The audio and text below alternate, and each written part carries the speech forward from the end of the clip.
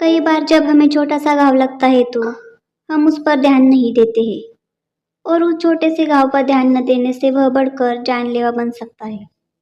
इस कहानी किसी को हल्के में न ले में भी कुछ ऐसा ही होता है।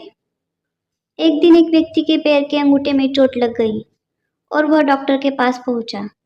जब डॉक्टर को दिखाया गया तो डॉक्टर ने जांच की और कहा कि भैया अंगूठा काटना पड़ेगा क्योंकि जहर फैल गया है।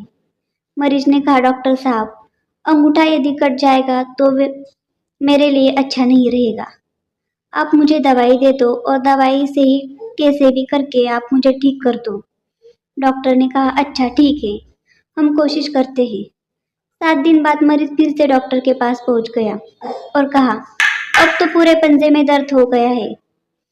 डॉक्टर ने जांच की और कहा कि भैया अब तो पूरे पंजे में जहर फैल गया है, अब तो हमें पूरा पंजा काटना पड़ेगा। मरीज ने कहा नहीं डॉक्टर साहब, मेरा पूरा पंजा कटवाना नहीं चाहता। आप ऐसा कीजिए, मेरा सिर्फ अंगूठा काट दीजिए, मुझे दवाई दे दीजिए। डॉक्टर ने उसे बहुत समझाया लेकिन मरीज पूरा पंजा कटवाने के लिए मान ही नहीं रहा था। वो बार बार सिर्फ एक ही बात कर रहा था कि आप मेरा सिर्फ अंगूठा काट दो और मुझे दवाई दे दो। मरीज के न मानने की वजह से डॉक्टर ने सिर्फ अंगूठा काटा और उसे कुछ दवाई दे दी।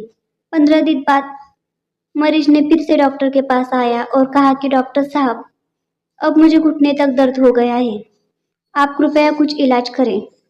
डॉक्टर ने जांच किया और कहा कि भैया अब तो आधा पैर काटना पड़ेगा। इस बार मरीज ने कहा कि आप सिर्फ पंजा काट दो। डॉक्टर ने इस बार भी मरीज को समझाया कि आधा पैर कटवा लो, नहीं तो जहर पूरे शरीर में फैल जाएगा। मरीज इस बार भी नहीं समझा और जिद करता रहा कि आप सिर्फ एक पंजा काट दीजिए। अंत में डॉक्टर ने सिर्फ एक पंजा काटा और मरीज को कुछ दिन दवाई दे दी। कुछ समय के बाद पता चला कि उस मरीज को अपने जीवन से ही हाथ धोना पड़ गया।